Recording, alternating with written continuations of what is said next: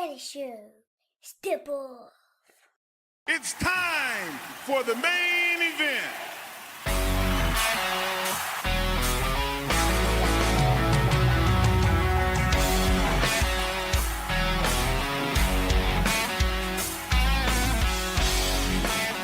Hey, what is up? Welcome back to the program, folks. Thank you for tuning in. Ladies and gentlemen, my name is Tom Clark, and this is the one and only Tom Clark's Main Event. What's up, kids? Welcome back to the program. Happy Friday to you. The often imitated, yet never duplicated Tom Clark's Main Event. Want to know why? Because it's the only Tom Clark's Main Event that's got this Tom Clark on it. And to my knowledge, there's no other Tom Clark's Main Events out there. And if they are, they done stole from me. I'm taking them to court. My best friend's an attorney. Step up. I don't care. Try me. How's everybody doing out there, man? If you recognize me, yes, I'm the same Tom Clark from Two Nations Under Ted, a Ted Lasso podcast. I'm also that Tom Clark from Tom Clark's 6M podcast. These are how I not so, subtly plug my other two podcasts. You see what I did there just now? Baby, I'm telling you, I'm all about promotion. They call me the promoter. No one calls me that. I call myself that. I'm telling you. Anyway, what's up? If you've never watched the podcast before, listen or whatever, I'm Tom. Good to meet you. You may also call me, if you're so inclined, Oh Captain, my Captain. That works as well. Tom Clark's Main Event has been rolling since 2014. I've been a content creator since 2010. Tom Clark's 6M podcast is going strong in year 4, and Two Nations Under Ted, a Ted Lasso podcast. Tomorrow, kids, we're releasing episode number 7 of season 1. Baby, if you are not subscribing to my other two shows, you are doing life wrong. I promise you that. There's 21 of you here with your eyes on me right now. All eyes on me. I couldn't help myself. Click the like button, share this on your socials, and mean loads to me. Puts no money in my pocket, but it gives me a nice warm fuzzy feeling inside my chest. So let's make that happen, shall we? Click it. Click it or tick it. I got my book. You think I'm not ready? I got a pen here too. I'm taking names. Y'all better be ready, okay? Because there's a quiz when this thing's over. I'm not playing around. Man, there's stuff I could be saying. Jay knows what I'm talking about too. Oh, I may have said some stuff off camera, off mic. Jay, don't worry. I'm good. I'm refraining. We got a guest. He's waiting in the wings. Before we bring him on, let's say hello to some folks. Let's see. Josh McManus, what's up, my friend? Let me get you on the screen here. I tried to do the, this is what I get for threatening to do something naughty, right? Where are you, Josh? There you is. How you doing, man? Guten Tag, Sandy in Germany. What's going on? Robbie, how you doing, my friend? Renato Rodriguez, good to see you, dude. Sugar Shane's in the house. Ray all day. We missed you last week, dude. Good to see you. Timothy Gonzalez, we're doing great here, man. Great to see you. Ease here, everybody. Rest easy. Elvis Martinez has arrived. What's up, Belinda? How you doing, my friend? Jeffrey's here. Eric Jackson in the house. Good to see ya. He's already talking about Jay Cargill. We may get there today. Again, kids, if you will, smash that like button. And apologies for not promoting the show all day as I should have, as my guest was probably hoping I would have. But I just got busy. Shoot a man. Do you see how bright I am? I'm like in the core of the sun. I still don't have my lighting figured out. My sound is on point. Hear that? Baby. Crystal freaking clear, man. I've never sounded better. And let's be honest, I've never looked better. But the lighting is atrocious. I got to work on it. It's, yeah, again, core of the sun. It is what it is. Yes, Ray. Next week, Ray is joining me on the 6M podcast along with Phil Lindsay. We're going to hit Luke Cage. I'm looking forward to that, Ray. You better be ready. You hear me? You better be ready. You got to be ready. You got to be quick. I want something snappy. I want something catchy. Anybody get that reference? Let's bring my guest on right now before he takes a walk and says, I've had enough of this. You know him from the Untitled Wrestling Podcast. You also know him from Two Nations Under Ted, a Ted Lasso podcast. Kids, please welcome back to the show, good friend, great friend of the show, ladies and gentlemen, Mr. Jay Luft. Jam Master Jay in the house. How you doing, man? I'm okay. Good to see you, brother. Thanks for hanging out again. It's like I didn't see you yesterday. I know, right? As if it's been a long time. Podcast magic, kids, dictates that whenever I'm going to pull the curtain back. Don't break kayfabe, brother.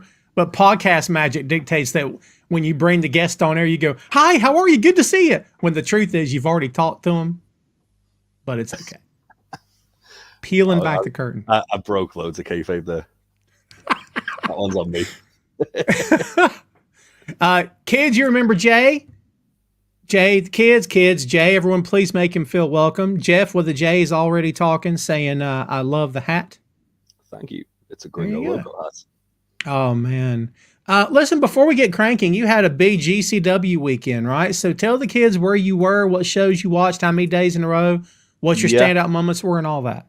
It was 3 days in a row, last Friday, Saturday, Sunday, in Liverpool, where I'm based. GCW came over and did some shows with my local indie TNT, which is why I've got this fetching Gringo logo hat. It's all on Fight Plus. I think it's $5 or $7.99 or something. You get access to that and all the GCW stuff and a lot of other stuff. MLW's on there. There's tons. There's a lot. Probably my favorite match of the weekend, I'd have to say, would have either been Leon Slater versus Joey Janela. That was just an awesome story told. And Leon Slater, that's a name that if you haven't heard of him, give it 5 years, you'll know exactly who he is. He's insane. He's only 19 years old, one of the best wrestlers I've ever seen.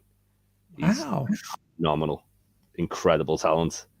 Who else did we have? Blake Christian had some really good matches. Probably the standout one was with Man Like the Reese, who is another awesome UK talent.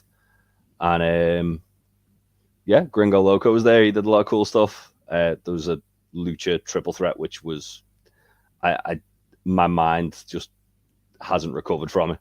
Some of the things I saw there, I just couldn't comprehend how they were doing it. The first time I saw Gringo Loco was MLW before he ever got to AEW. Yeah, he's great. He is. He's so good. Guy his size should not be able to move the way he does. I was just gonna say that he's not in shape, but he's not in shape either. If that makes any sense, it's not bad by any means, but he's not like. But yeah, you know what I mean. He's just like a big guy. Yeah. Like he's quite like I stood next to him and he was like same height as me.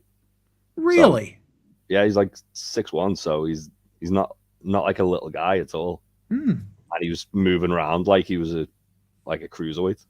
He looks short on TV for some reason. I don't know why I feel like he's short.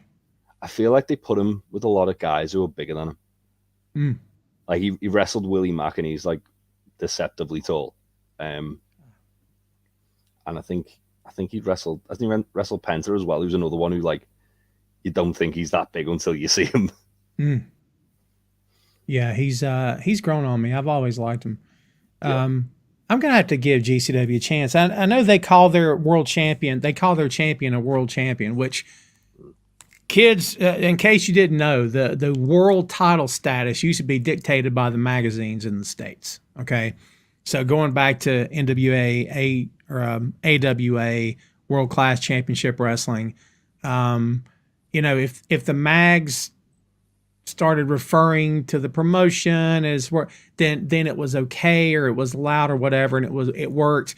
But through the years, people have taken it very literal. Like, how is ECW a world title? They don't travel outside the States, so people really began to take it seriously.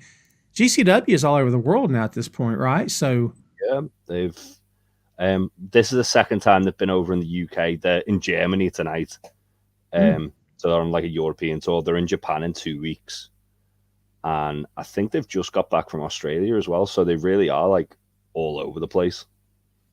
I mean, I think you could qualify their titles as world titles. Yeah. And a lot of the talent they use, like, have started appearing in AEW and NXT and places like that. Like there was that period just before the pandemic when Triple H was just sucking all the indie talent up into NXT. And like you had guys like Blake Christian, Alex Zane, I'm trying to think who else. There's a few others just in NXT doing nothing really of note, and it's like these guys can really go. You should probably let them actually do some work. And it's good to see them getting around now, and actually, like Blake Christian's just on a different level at the moment. Oh, he's so good, and I love that he doesn't really have a look. I like that. I like that the name's solid, but I like that he just does. He's not flashy in terms of his appearance or anything, but man, he goes out there and he slays every time. Well, he's top heel in GCW as well, and he's just like an absolute scumbag. Yeah. Yeah. I see Jeffrey mentioning the old ranking systems and the old wrestling magazine ranking system, especially PWI. I don't want to spend a lot of time on this, but that PWI top 500. Kids, we're talking about a magazine that's not truly reporting on a sport that's not really real. I don't know what we're doing. I mean, I can't answer for a wrestler because I'm not a wrestler. Maybe it would mean a lot to me if I was or wasn't ranked. Maybe it would mean something to me. But I consider the PWI 500, Jay, as I would the WWE Hall of Fame. It's not about whether or not it's real. Technically, it's a public display of acknowledgement of my achievements. Do you give any credence to that list at all? No, I do know like a lot of UK-based wrestlers get excited about being in it because like a lot of indie wrestlers do, because at the end of the day, they're like the ones who are actually like going, making the towns, doing everything themselves on their own. To get that kind of recognition is cool. That being said, they literally forgot the G1 winner this year. They didn't even rank him because they forgot about him. Yeah. And yet, like those people in there who I was just like, well, why are they so high up? And it's just a weird system, isn't it? Because it's based on kayfabe, but then it's September to September. I was looking at it, and Rollins was number one. I was like, yeah, Rollins is great. Rollins should always be in the top 10, 100%. Number one for the last 12 months. Until Mania, he didn't really do a great deal. That's fair. So that was why I was a bit... I personally probably would have said that MJF based on just his title run, which is like December to September. Yeah, and then plus, where's Orange Cassidy in the list? Because I'm not sure. I mean, September to September is his entire run, isn't it? Yeah, he was like 6th. Again, I would have put him a lot higher. We're talking about like our wrestler of the year for like our podcast at the moment, and every week we have the same discussion. How can you look past Orange Cassidy? Yeah. Currently, he's definitely mine and Ben's number one. And I don't unless like someone like pulls out like the best 3 months of their career, I don't see anyone else really taking that over. Yeah, I agree. He's been phenomenal with that title, and now the title has bounced twice. Yeah, which is, we'll get into that. You queued us up, my friend, so we're going to go ahead and start with this. Let's talk about the releases. I said last week I ran down the list of executive releases, which are probably not done. I would guess, but I don't know. That happened, and to be honest, none of us really knew who those folks were. All the best to them. But I said at the time that I believe that talent releases were next, and someone not challenged me, but basically said they didn't see that, and I was like, well, you'll see, because it's not about WWE, Jay. It's about when you see companies merge or companies bought out or new leadership comes in. One of the first things they want to do is cut payroll. It's what they do. They're either going to change direction or they're going to try something new. I mean, it's like you look at this. If you look at the same wall every day, eventually you won't see what's wrong with the wall. So you get a fresh pair of eyes in there. So if something's stale or not working, they'll switch people in and out, of course. But big names on this list. I mean, former world champion and Dolph Ziggler, Shelton Benjamin on there. Dana Brooke, who at any given time they were giving a whole lot to her and then giving nothing to her. What's your take on who got released here? I think the most shocking for me was probably Dolph or Ali. I think especially with Ali having a match in NXT at the NXT pay-per-view next week. Yeah. And like they've put a lot of time into that. And I know Meltzer said that a lot of it came down to the fact that there was a lot of people who had like main roster contracts who were sitting them out. Like Dolph's was one of the top earners in the company at the time. And that makes sense, because if you're not using the guy, like, great talent should be getting used, like 100%. I think Dolph and Ali, they're probably going to AEW. I mean, they're already teasing Dolph and AEW. They have been for a couple of weeks now. I think Ali, Bryan Danielson's a huge fan of him, isn't he? Because of that like little run they had in what year was it? Was it 2019? It's going back, yeah. Yeah, pre-pandemic anyway. I think a lot of these talent are gonna just show you what they're actually made of now. Like, there's people like not to like bang the drum of Ali too much, but he's a guy you look at like the vignettes he was making for himself on social media and things like that. When he's got the wheels off creatively, I think he's gonna blow some minds. And I think wherever he turns up, whether it's AEW, whether it's on the indies, whether it's in Japan, he's going to be like subscription watching. He's going to be someone I think people are going to probably should go all the way to watch. I mean, Shelton's another one. Like I was surprised. Like I was surprised when they rehired him, because it just kind of come out of nowhere. But he's literally been doing nothing for a while. Like, why would they have like kept him on the books that long? Yeah. But at the same time, like, he's Shelton Benjamin. He's literally like one of the best like athletes they've got on the roster. So the flip side of that is, why aren't they using him? Why aren't they using him? I think the biggest takeaway is they let a lot of talent go here, but it's already a very sparse roster. So are they going to be bringing more people in? Are they going to be doing more crossover with UFC? Are they just going to be running a lot of rematches like they were last time they released a load of people? Like it's as much as it really sucks for people to lose their job, I think the interesting thing from the WWE standpoint is, well, where do they go creatively with that? Are they going to? There's a lot of spaces that have opened up on that roster. Are they going to give people a spotlight who you wouldn't have necessarily thought about? Like, they released Top Dollar, but not Ashanti the Adonis. What's he going to do? Yeah. And B-Fab, they're both still in the company. The like Maximum Male Models was another one. I wasn't surprised, because obviously they got took off TV and they weren't being used, but they did that like Twitch stream last night, and it was like just talking about it, going, yeah, like someone didn't like us in the office, so whenever we got brought to TV, they were like, why are they here? Which is insane.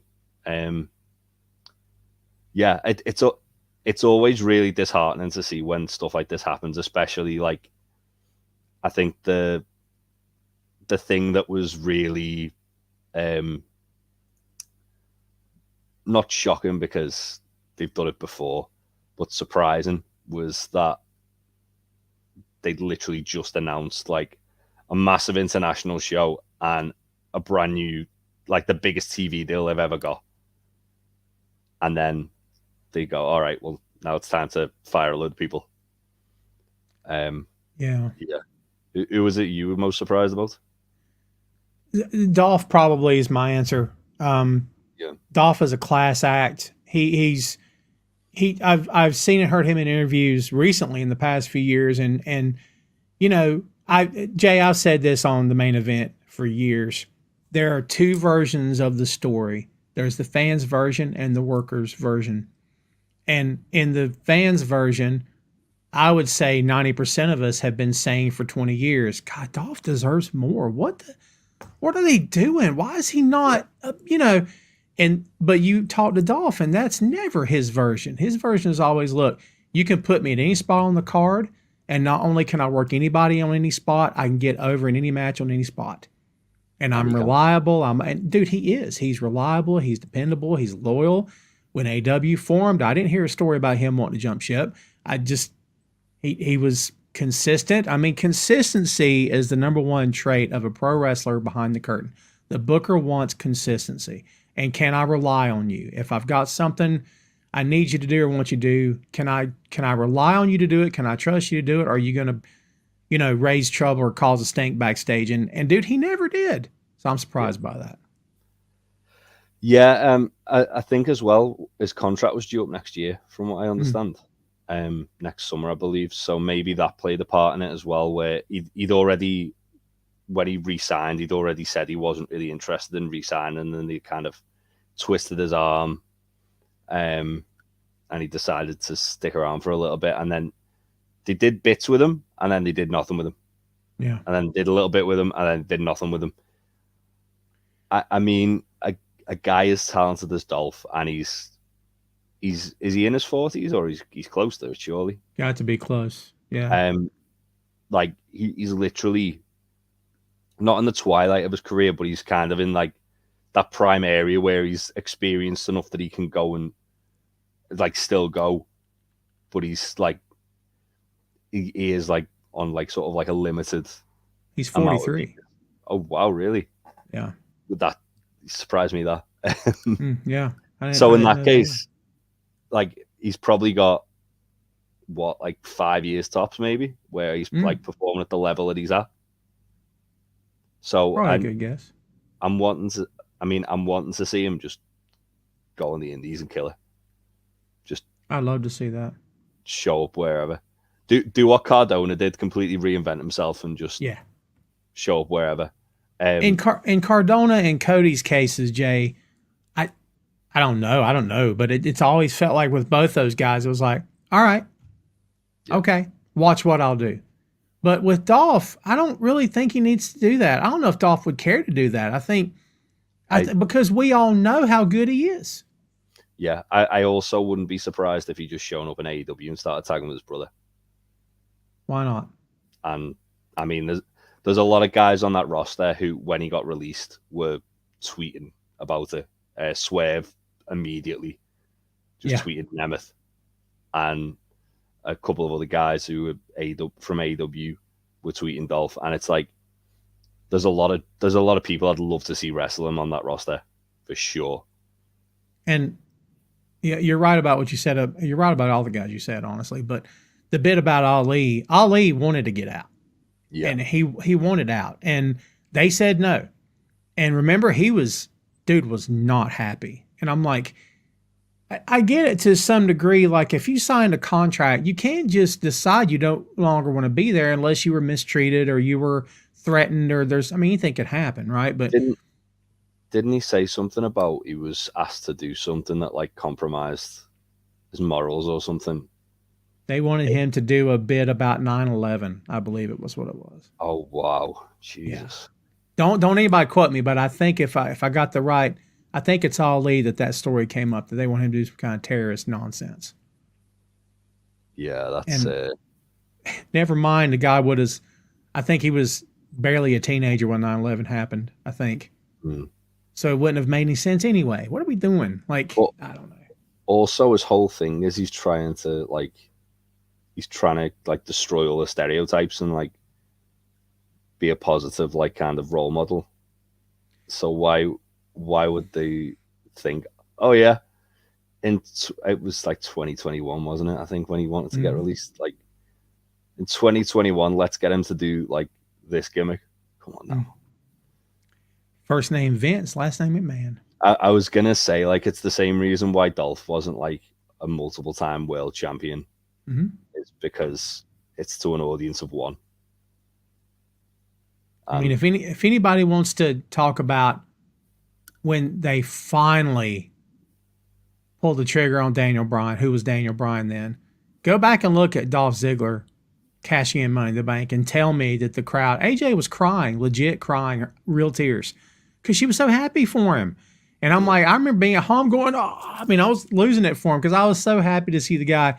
It's not about Jay, it's not about a belt. We call these things championships. You know the deal. It's about, again, Jay, it's about my company is acknowledging me publicly Yeah. that they believe in me and have faith in me. It's more than just a piece of whatever the belt's made of. It's acknowledgement. So I was happy to see that. That cash-in was still like one of the loudest pops I think I've ever heard. Same. It was like the roof was coming off that place.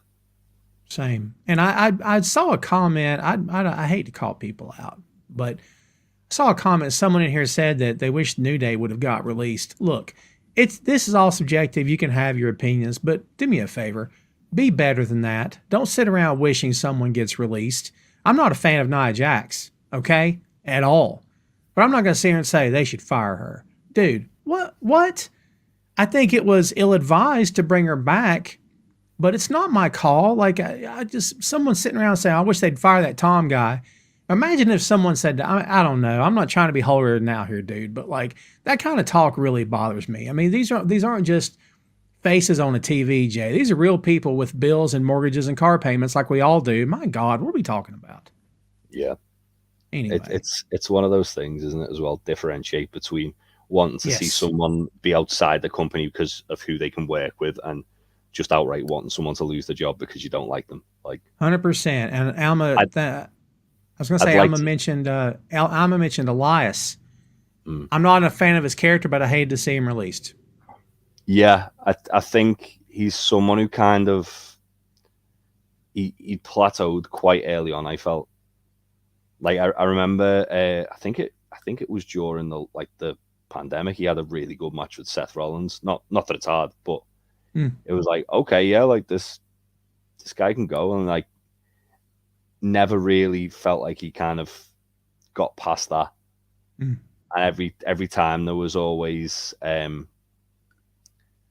every time there was always kind of talk, oh yeah, like they think Elias is the like next guy, and then nothing would come of it.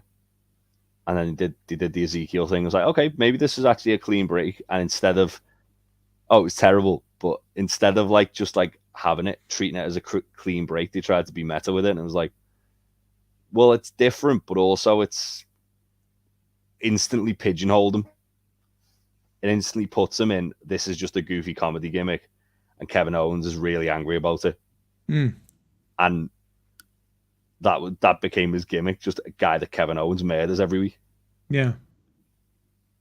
Like, I mean, I hated the character. Don't hate the guy. Don't know the guy. I just the maximum male modelers or something. What are we doing? Like, yeah.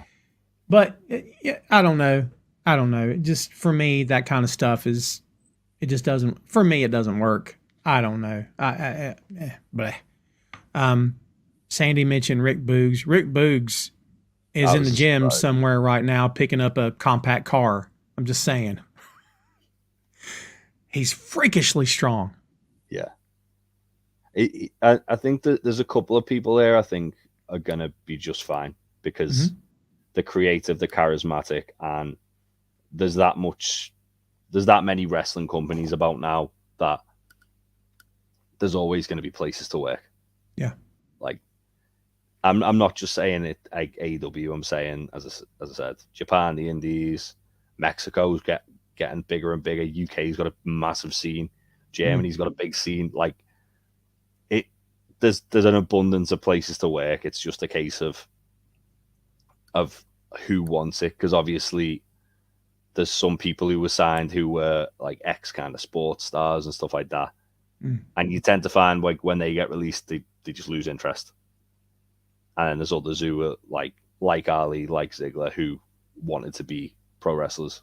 Yep. Who are going to go out and probably work their asses off and just try and get on as many shows as possible and wrestle as many fun matches. And that's exciting to me. Oh, dude, I'm with you 100%. I'd love to see Ali in Japan. I'd love to see Ali versus Naito. I'd love to see Ali versus Zack Sabre Jr. Oh my God, I'm like drooling over the prospects of Ali working anybody at this point. The dude is so good, man. Yeah, so good. we'll see what happens, kids. Again, everybody can have their own opinions. It's fine. You know, it is what it is. I don't know. My soapbox rant of the day is let's be better than that. All right. I'm just saying. Let's move on here. Let's talk about AEW Grand Slam. There's a whole lot of stuff here, Jay, besides just the matches. Yeah. To run down night one real quick, kids, MJF did retain the AEW World Heavyweight Championship against Samoa Joe. Technically, he submitted him, but you know, he's a little nefarious, that guy. We'll get to it. Saraya retained the AEW Women's World Championship against Toni Storm, the great Toni Storm. Rey Fenix, your new AEW International Champion. There's an asterisk by that. Chris Jericho defeated Sammy Guevara. There's an asterisk by that. Eddie Kingston is your new ROH World Heavyweight Champion against Claudio Castagnoli. No asterisk by that at all. Jay, what did you think of the first night of Grand Slam? I thought it was great. I enjoyed 90% of it. Wasn't really big into Saraya and Toni Storm, just mainly because I felt like I would have liked to have seen a little bit more building with it. Because it went from the friends to Saraya hates her guts all of a sudden. And it's, I know like Tony's had the whole like descent into madness thing, but I felt like they could have probably dragged that out to Full Gear or even Wrestle Dream. They could have just added a couple of weeks on Wrestle Dream. Sammy Jericho was a fun match. I really, really liked the finish, like the ending of it, with obviously Sammy's gear was like an homage to WrestleMania 19. I was just like, go on, do it, Sammy. Do it, Sammy. Yeah. And then when he did, it was brilliant. So I was like, okay, like if they do that and then they go on a tag title run, I'd be okay with that. And then Callis come out, I was like, oh, we're going this way. This is interesting. Looks like we're probably going to get Callis and Callis and Sammy now sort of going after Jericho and maybe Daniel Garcia based on the backstage thing. That's interesting. Eddie Claudio, what's not to like about that? It was just awesome. Yeah. I was glad to see Eddie finally get his just due. They couldn't have had him lose in New York, I don't think. No. They couldn't have had him lose in New York. But also the fact that Claudio was wearing Misawa colors, Eddie was wearing Kawada colors, and he debuted the new finisher, the Fallen Powerbomb, which Kawada had given to him. I believe it was the night before All Out. Kawada said, I don't want you to use the Northern Lights bomb as a finisher. I want you to use a Fallen Powerbomb. So Eddie saved that for that match, which was really cool. But yeah, that guy deserves the world. He's awesome. He does. And it's so cool. And kids, look, the ROH championships are world titles. Okay. ROH did do business around the world, not just in the Northeast, because they had partnerships with Impact Wrestling, who was around the world, and also with New Japan. Those titles, Jay, are still legitimate world titles. This is not a runner-up title for Kingston because they don't want to give him the AEW title. Not at all. I mean, these belts never got retired. The company stopped running for a bit, but didn't close. The company never shut down. It was just bought, so those titles switched. They're still active world titles. Eddie Kingston's a world champion. In my head, this is not a secondary, consolation prize for him. This is a legitimate world title, man. So that's pretty cool. Yeah. And the strong title as well. Like I think that is now a world title because it's been defended in Japan. I believe it's been defended in the UK and obviously America. Right. So, yeah. Double world champion. Well done. Talk about some of the asterisks by what happened here. Cole did get injured when he jumped off the stage of all things. I don't have an update, but supposedly he was in a lot of pain and they took him to the hospital afterward. I hate this for him. Crutches, didn't he? He what now? He left the hospital on crutches as well. That's what I heard. Yeah, dude, I hate this for him if it's bad. I guess based on like his movement, I'd say he's probably just sprained it. Well, hopefully so. Yeah, that's still 6 weeks out, isn't it? Yeah, it's true. It's true. The The second part of this, Mox gets concussed. They'll follow concussion protocols and hopefully he'll be fine. But the concussion occurred on the stage dive from Phoenix, not from any bomb or any drivers. So everybody get that out of your head. It's so funny, Jay. Like was it Nash and Hunter both tore their quads on just taking a step or something, and then Pac screwed up. He broke his ankle on just a baseball slide in the ring or whatever it was. Yeah, just moves they do every day in their sleep. They'll destroy their body, but then they go through 4 tables and be fine. It's crazy. Yeah, some of the crazy stuff you see Mox doing, and then to just like have that happen, and it was literally like one of those things as well. If Mox was like a couple of inches to his right, it would have been fine. Yeah, that's true. It was just all placement. No one was at fault for it. It's, as you say, it's a spot they've probably done 1,000 times before. Yeah. It's those moments of things that you can do with your eyes closed, and I guess you get the most comfortable in those moves, and then you don't think about anything could go wrong. I mean, that's fair. It's an injury I've only ever watched one time, and I watched it live when it happened. Oh, really?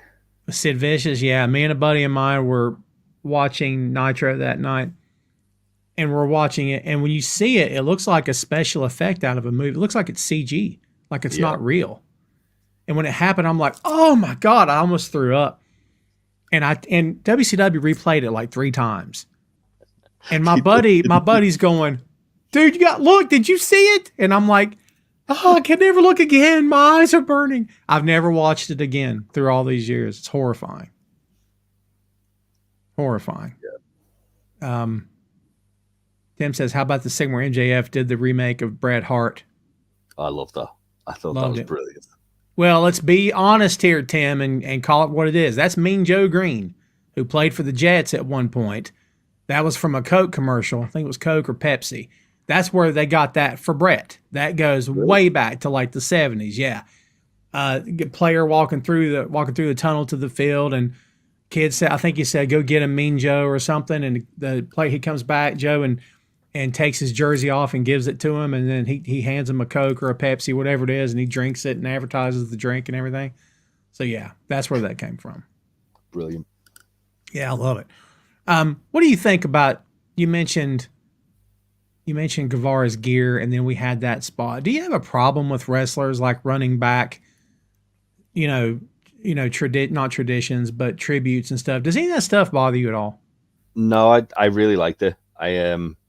I think it's one of those things where it's kind of like a nudge and a wink, like when you go to a magic show and there's a trick you've seen like 1,000,000 times, and the magician will kind of like know there's people who've seen the show before and kind of give like a bit of a nod and a wink to the people who know what's coming.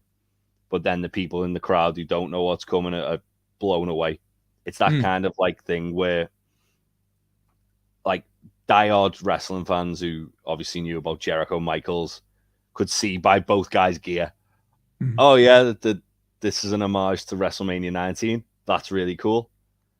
And then obviously when they did the aftermath as well, I was like, that's really clever. And for a fact, as much as Sammy's probably like said he wanted to do that, I'd imagine Jericho would have like heard it and gone, that's a brilliant idea. I really like that, because he's one of the most like meta people like that himself.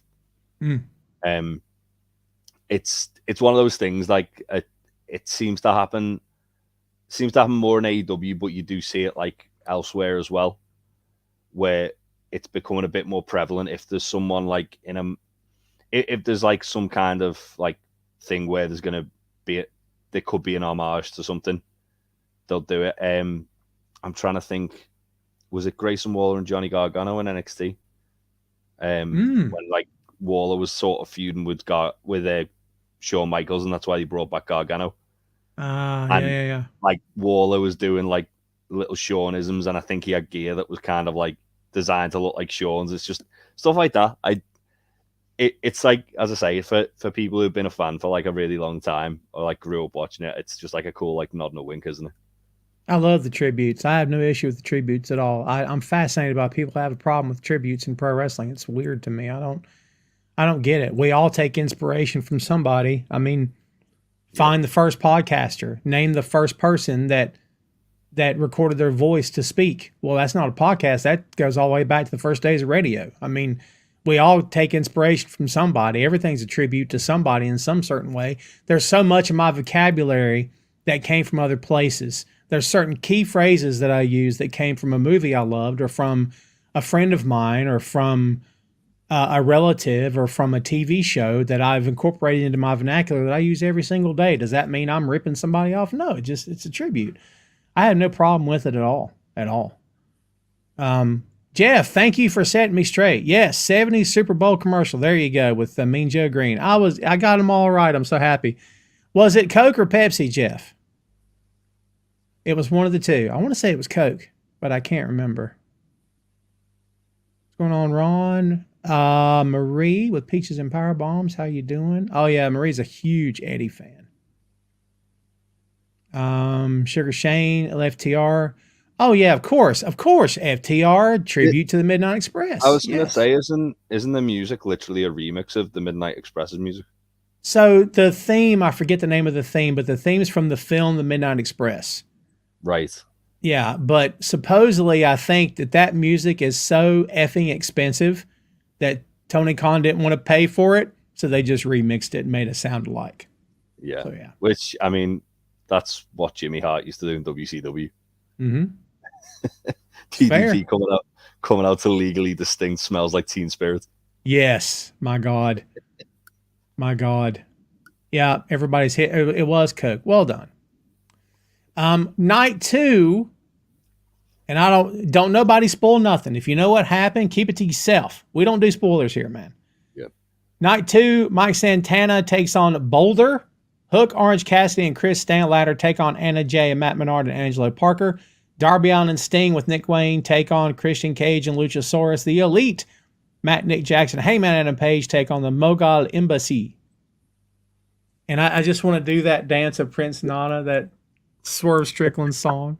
It's so good. Are you kidding me? I'm so happy that Prince Nana's got that big contract. I love it. It's like they fired CM Punk. They gave Nana the Punk money, as they should. Absolute killer of the company. That's great. It's great. I just want to see him do that all day. Julia Hart against Sky Blue. The Righteous. If you don't like the Righteous, there's something wrong with you. Oh, they're so good. I love them. Against the Kingdom, the Hardys, and Best Friends, and the Acclaimed, defending the 6-man tag team championships against Dark Order. That's what you can expect tonight on night 2 of a Rampage. 2-hour show tonight. Should be good. 2-hour show. Yeah. I'm catching up on Ring of Honor from Thursday night, and Angelina Love showed up. Ooh. Yeah, and I'm so behind the Ring of Honor, and it's getting to the point where I'm like, just need to sit down like a day this weekend and just have it on all day. I think I've got about 4 or 5 weeks. Wow. Yeah. I don't want to say it's easy to not watch, because it's not that. I enjoy the show. I love it. It's easy to get behind because you've got all this other live content you're watching as it happens. Yeah. I mean, I saw they announced Nick Wayne versus Shibata, and that's a match I need in my life. So, because that's good. Two guys I love are Nick Wayne and Shibata. Angelina Love faces Athena. She came in and faced the champ. So yeah, Athena's on a run of a lifetime. I'm telling you, she's outstanding. She's great. I'm hot and cold on Billy Starks being with her. I think it's good for Billy, but for me, the jury's out on whether or not it's clicking, but that's me talking. I think it's to set up the match, isn't it? They were meant to have a match at All Out. Billy got injured. Yeah. So they're doing what I think they should do more often, like letting it breathe a little bit, like having a little bit of fun with it.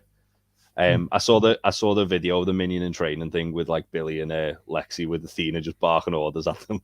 I was like, yeah, that's fine. I'm okay with that. Yeah. Let's see. Everybody getting primetime TV versus FTR. Oh yeah, JD Drake. Yeah. Drake's earned it. I mean, FTR is not going to lose the belts to the Workhorseman, but that's not really the point. Drake's a solid talent, man. Hardest chop. I mean, Drake's got one of the loudest, hardest chops I've ever seen and heard in my life. Like I called a few different of his matches, and that chop at ringside, I'm like 30 feet away from ringside, whatever it was, and you can hear it to the back door of the building. It is freaking nuts. Got back through the curtain one night, and he is lit up, and so, of course, so's the guy he worked. And I'm like, "How you doing?" He's like, "I'm fine." He's out of breath. He's like, "I'm fine." And I said, "Ooh," and I looked at his chest and did that, and he goes, "I'll tell you something, man." He said, every one of those chops, he said, "I'd rather do a match with 30 chops where I'm not taking a bump." He said, "When the match is over, I feel great." He said, "I'm fine. Back doesn't hurt. I'm not that tired." Yeah. He's like, "It puts mileage on you." He said, that way you're not killing yourself. And I'm like, God, that's a great point, actually. That's why Minoru Suzuki's at the level he's at like almost 60. Yeah. He's the king. The king. Yeah, I'm excited to see Workhorseman against FTR. I'm a big fan of them. Have you seen, speaking of Drake, have you seen his match with Brody King and PWG? I was going to say I have not, but maybe I have. It sounds just familiar. when you're saying about chops, like that was like just two guys who love chopping each other. Yeah. Yeah, it was real fun. Really good big man match.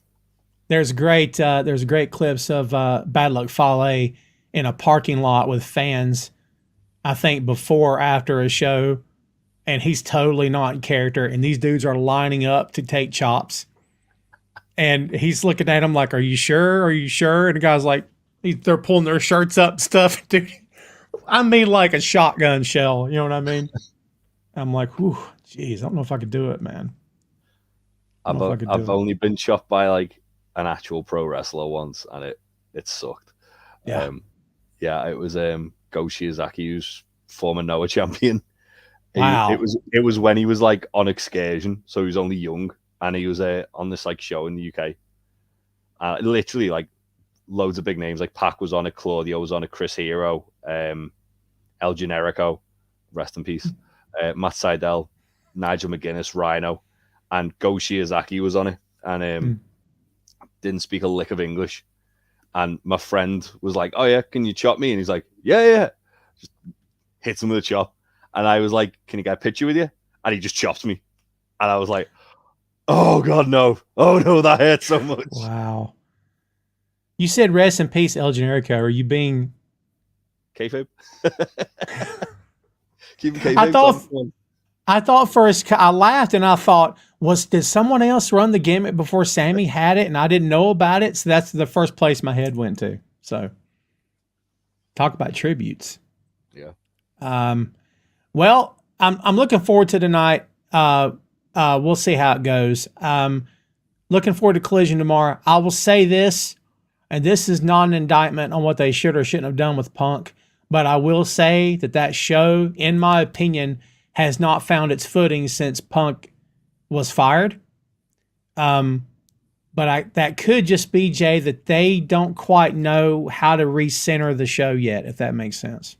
Yeah, it felt like when Punk was there, it felt like they were trying to make it like early days of Nitro.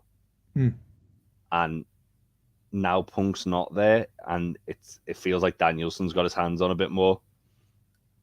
Maybe going a little bit more in a different direction, which I'm okay with. Yeah. Personally, with all like the luchadors that shown up last week, and there was like a couple of like Lucha Underground references, just do that. Yeah. Just turn it into Lucha Underground. Yeah. Lucha Underground was a very different animal, but I enjoyed it. Yeah, have Smart Mark Sterling being like Dario Cueto, get Jeff Cobb to dust off the old Matanza Cueto jumpsuit, come out and sacrifice people to the gods, have Johnny TV cut Luchasaurus's head off with a sword, all the good stuff. All the good stuff. All the good stuff. I tell you a casualty of that show. Well, not a casualty, because I don't know if I quite enjoyed Paul London's gimmick in that company. Yeah, the Rabbit Tribe. Yes. I mean, you could say, well, that's Raven, that's Bray, that's Kevin Sullivan. Yeah, but I don't know, dude. There was something about that I really enjoyed it. Did he do it after that company or no? No, he didn't do much after that, to be honest. He does still wrestle, but like very sporadically. Hmm. I think he does a lot more acting, and I think he writes a bit now as well. Interesting. Well, yeah, he and Kendrick were quite the tag team. Yeah, Paul London's just really talented. Just one of those guys who came about 10 years too early. Yeah. We won't say. He'd be like a star right now, like for sure. I agree. We don't have to say a whole lot about his partner. That's a whole other topic. Well, I'm just saying. Yeah. Oh boy. On that note, we'll open the floor, and if y'all want to talk about it, you can ask. Oh God. Yeah. Jeff says Rabbit Tribe was unique. 100% agree. And to say you're unique in Lucha Underground after a year or so is saying something, because man, there was a lot of unique stuff in that company. Yeah. Here we go. Ray was not here last week, so we did not get his question. Here we go. Lil Wayne or Lil Jon. It's all about the Littles today. And part 2, Fat Joe or Redman. And if Adam Cole invited you and your family to a Halloween party which had fireworks, music, and cold bottled water and iced coffee, and said you can bring a friend, could I join? And later wanted to get salmon burgers and fries, could I join as well? This is for both of you. Jay, you go first.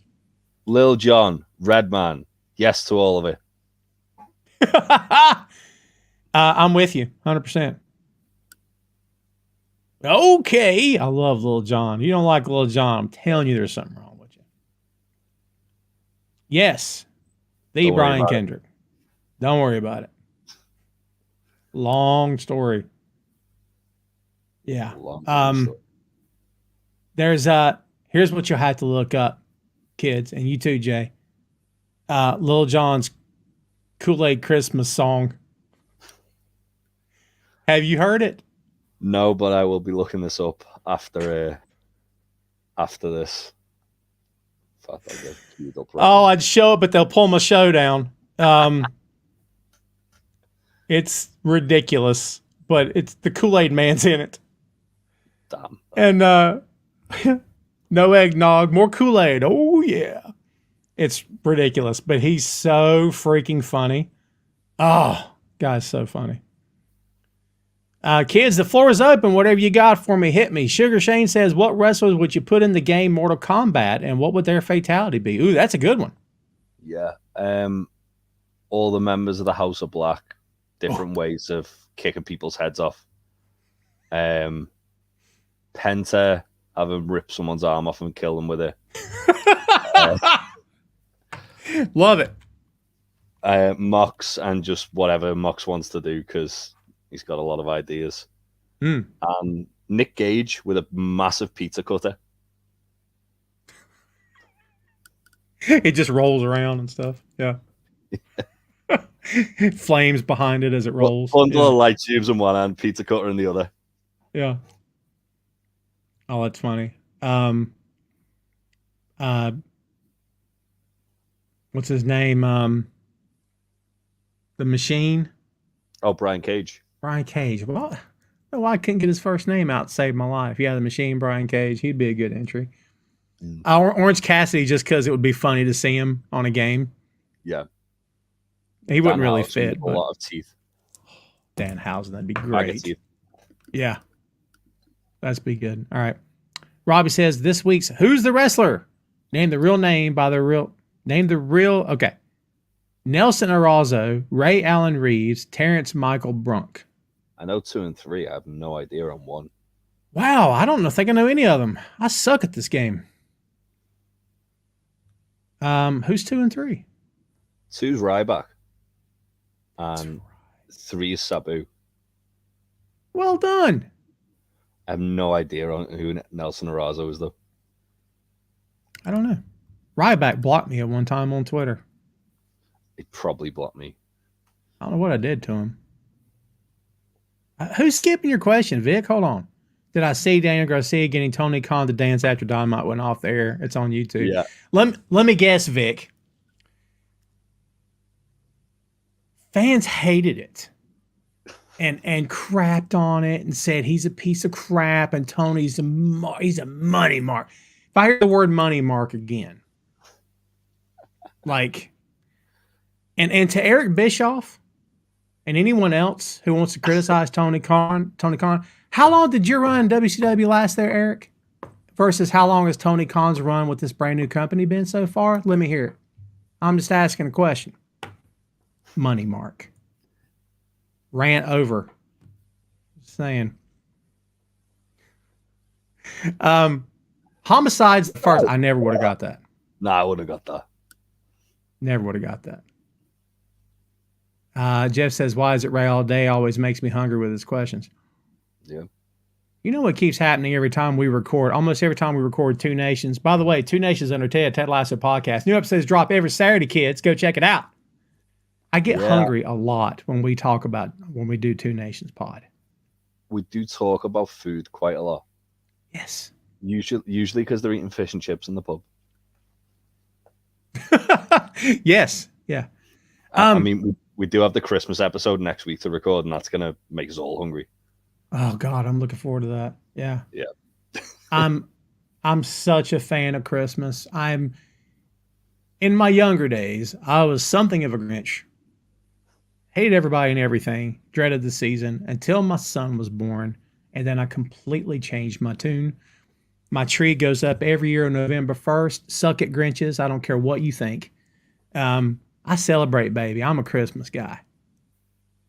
I like it I'm for the just food. saying. I love the food.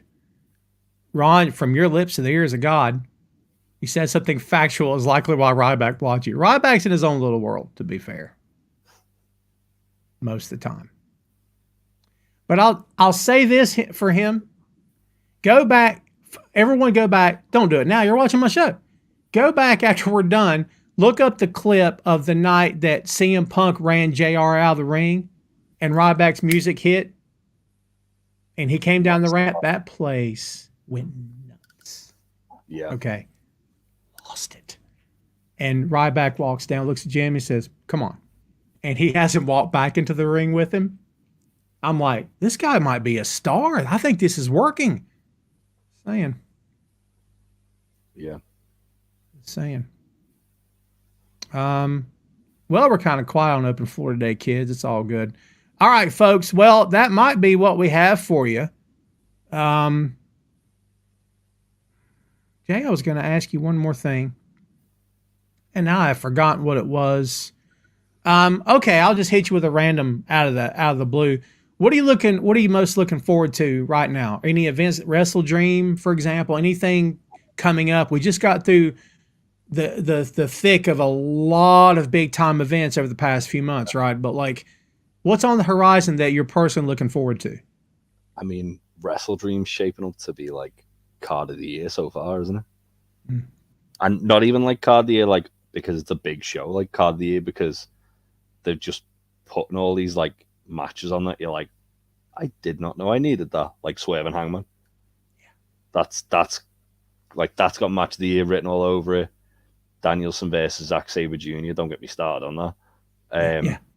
Aussie Open versus FTR 2. Like they're pulling out like all the stops for this show. I assume they're doing Takeshita versus Ibushi on that. Like, oh man. Yeah, I guess so.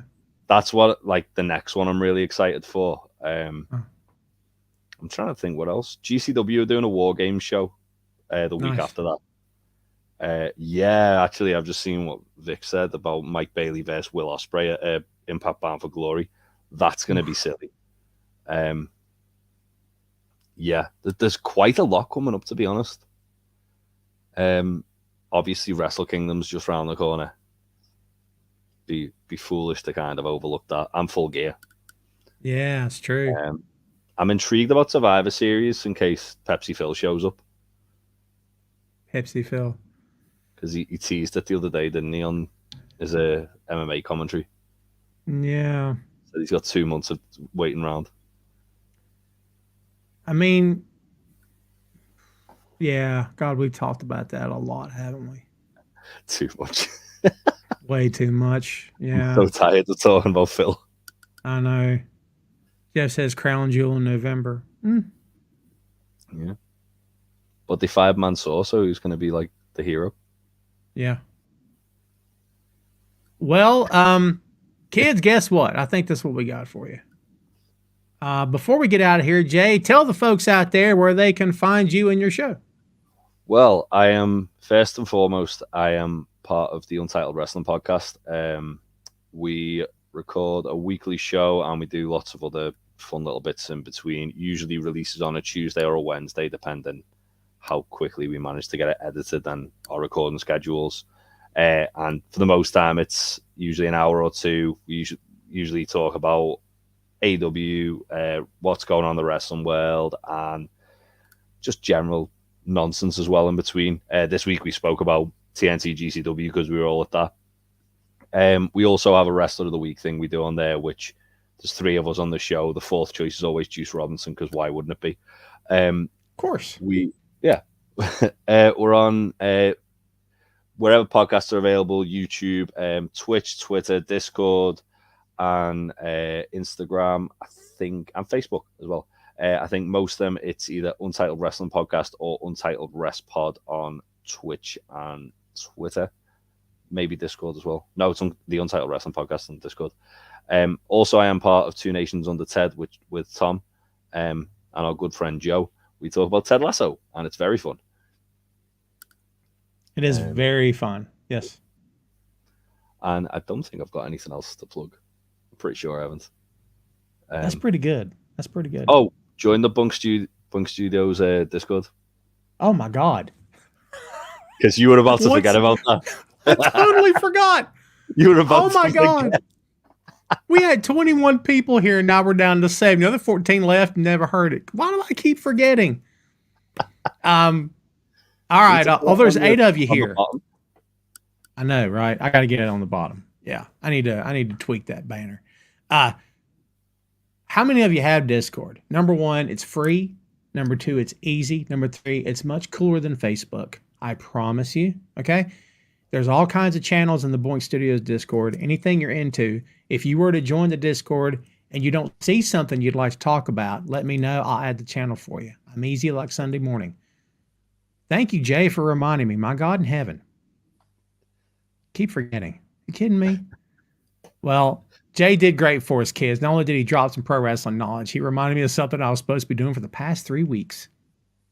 Yeah. So thanks again, Jay, for hanging out, dude. We'll see you again real soon. Thanks for having me. Of course. Everybody, that was Jay Luft, Untitled Wrestling Podcast, and Two Nations Under Ted, a Ted Lasso podcast. We appreciate your business, kids. As we said before, follow Tom Clark's 6M podcast, Two Nations Under Ted, a Ted Lasso podcast, and for God's sake, join the Boink Studios Discord. All right, the links are all over my Facebook page. Just click the invite, jump into the Discord, say hello, introduce yourself, whatever you want to talk about. There will come a point in time, maybe not today, maybe not tomorrow, when I may stop using Facebook. And if I do, Discord's going to be where you can find me hanging out. I'll still be on Twitter. All right. But I'm just saying, there's nothing like Discord versus Facebook. I'm throwing it out there to you. It's much more centralized. You can hang out with a group of like-minded individuals, folks you enjoy talking to, riffing with. So keep that in mind. Jump into the Boink Studios Discord. Okay. I promise you, if you've not joined, again, it's free. You can talk anytime you want to. Tag me personally. I'll answer you. For what that's worth, we'll say hey and hang out. All right, kids, I appreciate it again very much. Thanks, everybody, for tuning in. Join us again next Friday for another episode, another edition of Tom Clark's Main Event. And again, check out 6M Podcast and Two Nations Under Ted. In the meantime, that's it for us. See you next time, kids.